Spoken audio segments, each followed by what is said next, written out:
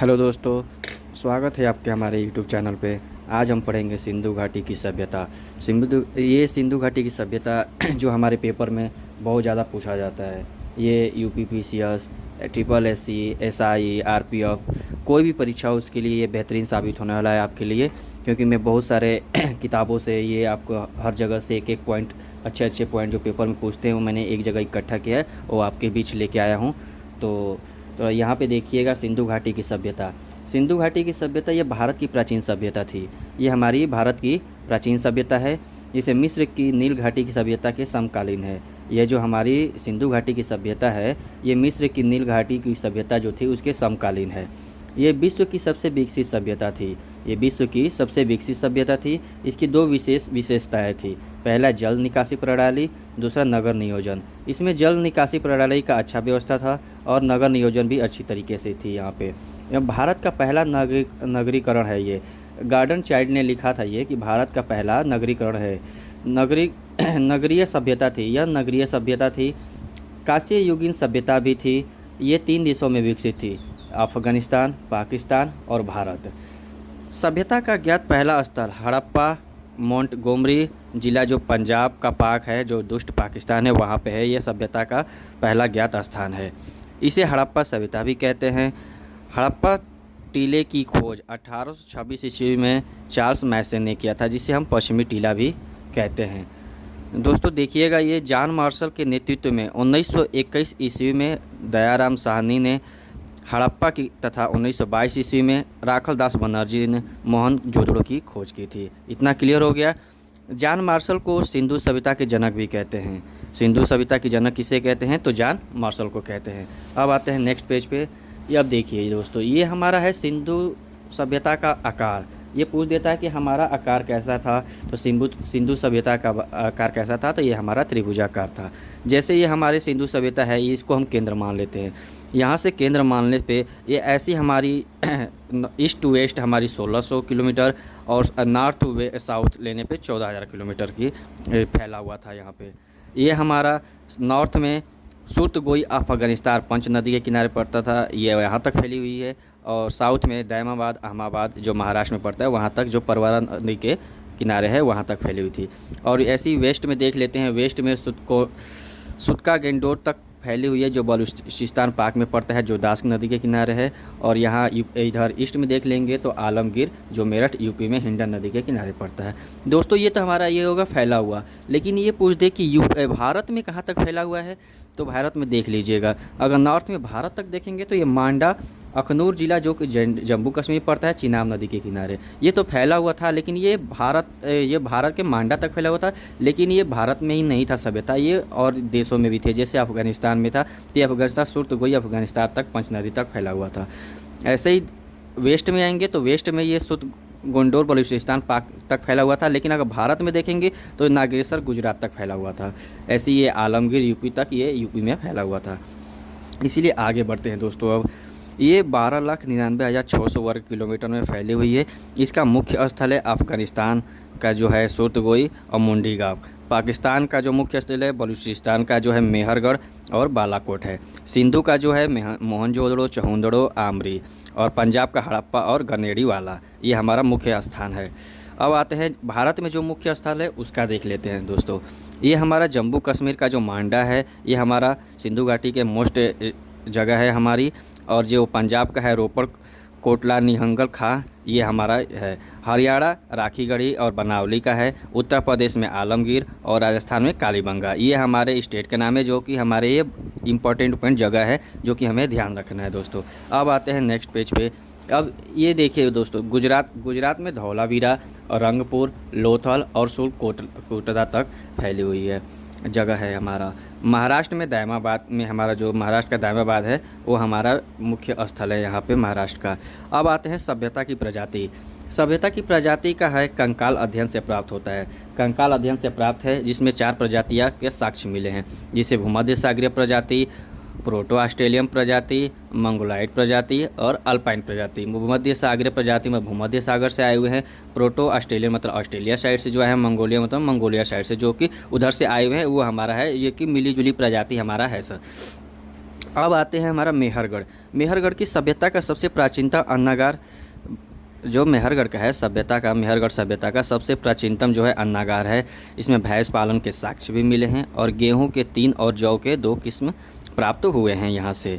जिससे अब आते हैं बालाकोट। मेहरगढ़ हो गया, अब आते हैं बालाकोट। बालाकोट में मटका उद्योग जो होता है, मटका का उद्योग होता है। यहाँ के साक्ष्य मिलते हैं कि यहाँ पे मटके के उद्योग उत्पादन होता था। यहाँ पे देखिए नोट में मैंने लिखा हुआ है साक्ष्य के 4 स्थलों के जो मटका उद्योग के साक्ष्य मिले हैं, जहाँ से 4 स्थलों हैं जहाँ मटका के उद्योग के साक्ष्य मिले हैं। पहला है बालाकोट, दूसरा है चहुंदड़ो, तीसरा है लोथल और चौथा है सुरकोटला। अब आते हैं मोहनजोदड़ो पे। मोहनजोदड़ो का शाब्दिक अर्थ होता है मृतकों का टीला। मृतकों का टीला होता है, ठीक है। इसे सिंध का नखलिस्तान भी कहते हैं, इसे सिंध का नखलिस्तान भी कहते हैं दोस्तों। अब आते हैं नेक्स्ट पेज पे। नेक्स्ट पेज पे क्या मिलता है हमें, यहाँ पे कब्रिस्तान के साक्ष्य नहीं मिलते हैं। यहाँ पे कब्रिस्तान के साक्ष्य नहीं मिलते हैं। सिंधु नदी के दाएं तट पर ये हमारा सभ्यता विकसित है। सिंधु नदी के दाएं तट पर ये हमारा सभ्यता विकसित है। साक्ष्य कौन कौन से यहाँ से मिले हैं, साक्ष्य यहाँ पे मिले हैं। देखिए दोस्तों, एक बार आपको पीछे दिखा देता हूँ। ये हम मोहनजोदड़ो को पढ़ रहे हैं। मोहनजोदड़ो का शाब्दिक अर्थ मृतकों का टीला, इसे सिंध का खलिस्तान भी कहते हैं। मोहनजोदड़ो से हमें कब्रिस्तान का साक्ष्य नहीं मिलते हैं। सिंधु घाटी के, ये जो सिंधु घाटी के दाएं तट पर हमारा ये विकास मिलता है। इसके साक्ष्य यहाँ पे कौन कौन से साक्ष्य मिलते हैं, तो स्नानागार, इसे जॉन मार्शल ने समकालीन विश्व का आश्चर्य भी कहा है। जो हमारा स्नान मिला है यहाँ पे जॉन मार्शल ने कहा था समकालीन विश्व का आश्चर्य कहा था। यहाँ पे ब्रांज डांसिंग गर्ल, काशी की नर्तकी का साक्ष्य मिला है। योगी यानी कि पुजारी का सिर पत्थर का होता था, ये हमारे वहाँ के साक्ष्य मिले हैं। पशुपति शिव जी का मुहर की साक्ष्य मिले हैं। पुरोहित का आवास का मिला है। महाविद्यालय भवन मिला है। स्केल का साक्ष्य, पैमाना का साक्ष्य, वहाँ पे पैमाना, स्केल का पैमाना होता था कि किसी चीज़ को नापने के लिए। घोड़ा सभ्यता का पालतू नहीं था, घोड़ा सभ्यता का पालतू नहीं था। केवल 3 जगह से घोड़े के साक्ष्य मिले थे। जैसे घोड़े का दांत मिला था मोहनजोदड़ो से, घोड़े का मृण मूर्तिका मिला था लोथल से, और घोड़े का अस्थि पंजर यानी कि हड्डियाँ मिला था सुरकोटला से। अब आते हैं दोस्तों आगे। सभ्यता के 2 स्थल से पैमाने के साक्ष्य, सभ्यता के 2 स्तर से पैमाने के साक्ष्य मिलते हैं। जिसे शंख का पैमाना यानी कि सीप होता है ना, शंख बजाने वाला सीप, उसका पैमाना मोहनजोदड़ो से मिलता था। और हाथी का दांत का पैमाना मिलता था हमारा लोथल से। अब आते हैं नेक्स्ट पेज पे दोस्तों। नेक्स्ट पे हमारा है चहुंदड़ो होती है सर हमारा। आ जाते हैं दोस्तों यहाँ पे सौंदर्य प्रसाधन की सामग्री, यहाँ पे सौंदर्य प्रसाधन की सामग्री का साक्ष्य दोस्तों। ये चहुंदड़ो का हो गया, सौंदर्य प्रसाधन की सामग्री थी। सभ्यता का सबसे प्राचीन मटका का उद्योग यहीं से प्राप्त होता है। एकमात्र वृत्ताकार ईंट के साक्ष्य यहाँ पे मिले हैं, वक्राकार ईंट के साक्ष्य मिले हैं। अब हड़प्पा देखते हैं दोस्तों। हड़प्पा सभ्यता में रावी नदी के बाएं तट से है। ये सभ्यता का सबसे बड़ा अन्नागार यहाँ का मिला हुआ है। कब्रिस्तान 837 समाधि एक्स के साक्ष्य यहाँ से मिले हुए हैं दोस्तों। यहाँ पे स्त्री के गर्भ से निकला पेड़, जिसे मार्शल ने प्रजनन देवी कहा है और धरती की माता भी कहा है। ये हमारा, ये देख लीजिएगा दोस्तों, ये बहुत इंपॉर्टेंट क्वेश्चन है। ये हमारा स्त्री के गर्भ से निकला पेड़, इसे जॉन मार्शल ने प्रजनन देवी कहा है और धरती का माता। मजदूर का आवास जो 15 थे, मजदूर के आवास में के साक्ष्य मिले हैं। और काले पत्थर के नर्तक मूर्ति जो नर्तकी नहीं, नर्तक यानी कि लड़के का मूर्ति मिला हुआ है। अब आते हैं मांडा से हमारा क्या मिला है, गर्तावास के साक्ष्य मिले हुए हैं। रोपड़ से आज़ादी के बाद खोजा गया पहला स्थल है दोस्तों, याद रखिएगा, ये आज़ादी के बाद खोजा गया पहला स्थल है जो कि पंजाब में है। और राखीगढ़ी भारत में सिंध सभ्यता का दोस्तों, सिंध सभ्यता का सबसे बड़ा स्थल है। सिंध सभ्यता का सबसे बड़ा स्थल है। 2021 में भारतीय पुरातत्व विभाग ने यहाँ पर सबसे बड़ा संग्रहालय बनाने की घोषणा की है दोस्तों। अब आते हैं नेक्स्ट बनावली है जल निकासी प्रणाली का पूर्णतः अभाव था। यहाँ पे बनावली में जल निकासी प्रणाली का पूर्णतः अभाव था। यहाँ पे कोई जल निकासी का कोई प्रावधान नहीं था, बस ऐसे ही टेम्परेरी बस किया हुआ था। अब आते हैं कालीबंगा में दोस्तों, ये होता है अमलानंद घोष, जो कि 1552 से 53 में घग्गर नदी के किनारे जो कि बस कालीबंगा हमारा है, ये अमलानंद घोष ने इनकी खोज की थी कालीबंगा की। यहाँ उत्खनन बीबी लाल और बीके स्थापन, खोज अलग है और उत्खनन अलग है दोस्तों, इतना याद रखिएगा। उत्खनन में बीबी लाल और बिक्के थापड़ ने की थी। यहाँ पे साक्ष्य मिले हैं दोहरे जुते हुए खेत के साक्ष्य मिले हैं। सुरक्षित नाली की व्यवस्था का अभाव, यहाँ पे कोई नाली के व्यवस्था का अभाव नहीं था। यहाँ पे जैसे बनावली में अभाव था वैसे ही यहाँ पे भी अभाव था। यहाँ पे लकड़ी की नालियाँ खुली हुई होती थी ऐसी। अग्निकुंड के साक्ष्य मिले हैं और भूकंप के साक्ष्य यहाँ से मिले हुए हैं दोस्तों। अब आते हैं धौलावीरा। धौलावीरा में आते हैं, यहाँ पे मानसर और महानदी के तट पे किनारे बसा हुआ है धौलावीरा। यह 3 भाग में विभक्त, पूर्व मध्य पश्चिम, ये 3 भाग में विभक्त है। यहाँ पे खेल के स्टेडियम के साक्ष्य मिले हैं, यहाँ पे खेल के स्टेडियम के साक्ष्य मिले हैं दोस्तों। अब आते हैं नेक्स्ट पेज पे दोस्तों। नेक्स्ट पेज पे हमारा दोस्तों है लोथल। लोथल में मुर्दों का टीला, लोथल में मुर्दों का टीला मिला हुआ है। एकमात्र स्थल एक ही स्थल खंड से बसा हुआ था। एकमात्र स्थल एक ही स्थल खंड बसा हुआ था, इतना याद रखिएगा। एकमात्र स्थल जो था एक ही स्थल खंड में बसा हुआ था दोस्तों, जो कि गोदीवाड़ा, डाकयार्ड, बंदरगाह के साक्ष्य यहाँ से मिले हुए हैं। मिस्र की मम्मी का मॉडल, यहाँ से मिट्टी की जो मिस्र की मम्मी होती थी यहीं से मॉडल मिला हुआ है।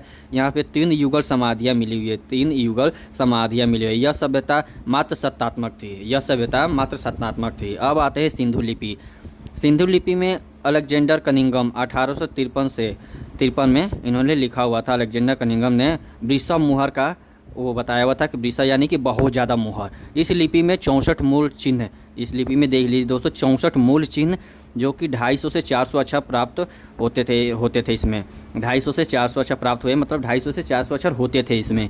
लिपि भाव चित्रात्मक, गोमुख लिपि, ब्रुस्टोफेदम लिपि, सर्पिलाकार लिपि, ये लिपि हमारी यहाँ से मिली हुई है दोस्तों। यह लिपि दाएं से बाएं बिना रुके बाएं से दाएं चलती थी दोस्तों। ये देखिए, ये लिपि दाएं से पहले दाएं से इधर से दाएं से चली, फिर इधर से बिना रुके फिर इधर चली, ऐसे यहाँ पे लिपि मिलती थी।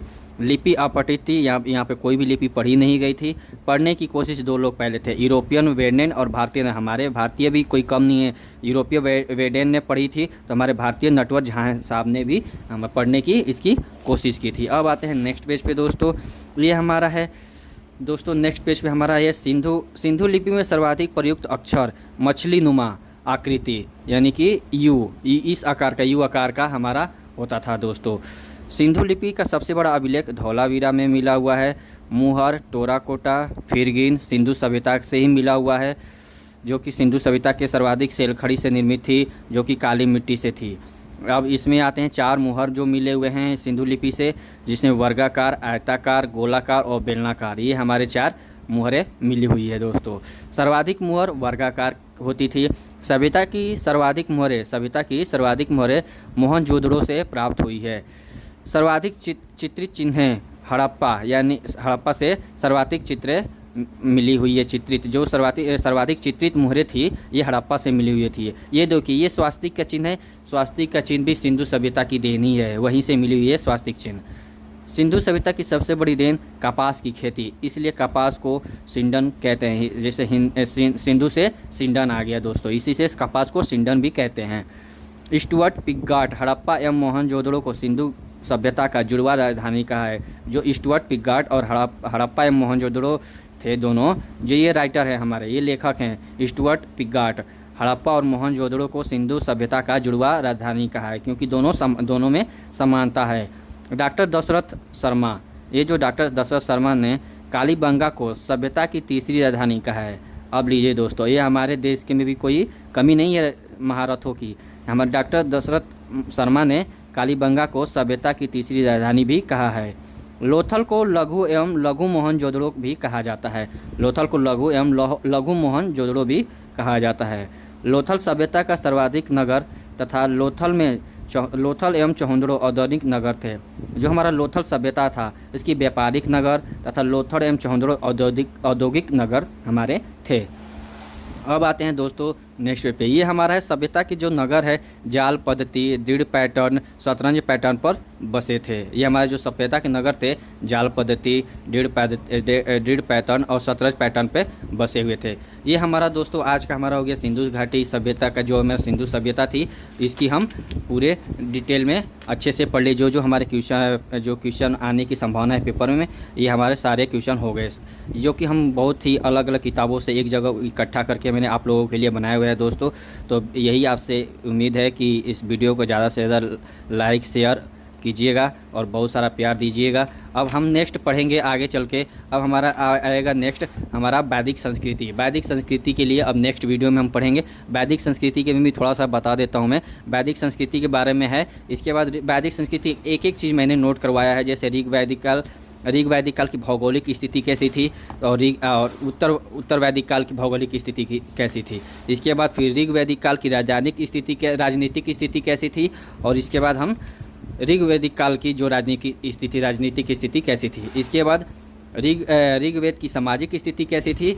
इसके बाद उत्तर वैदिक काल की सामाजिक स्थिति कैसी थी, और ऋग वैदिक काल की धार्मिक स्थिति और उत्तर वैदिक काल की धार्मिक स्थिति सारी अलग अलग, जैसे ऋग वैदिक काल की आर्थिक स्थिति और उत्तर वैदिक काल की आर्थिक स्थिति, सब कुछ अलग अलग हमने यहाँ पे नोट किया हुआ है।